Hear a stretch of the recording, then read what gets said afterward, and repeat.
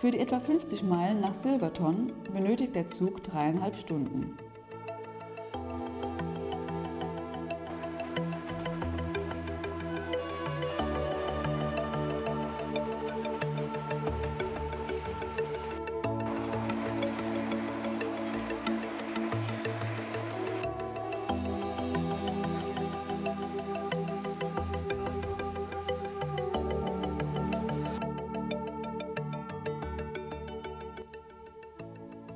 Die Fahrt ist ein einmaliges Erlebnis. Entlang dem Animas River fuhren wir vorbei an tiefen Schluchten und über abenteuerliche Brücken.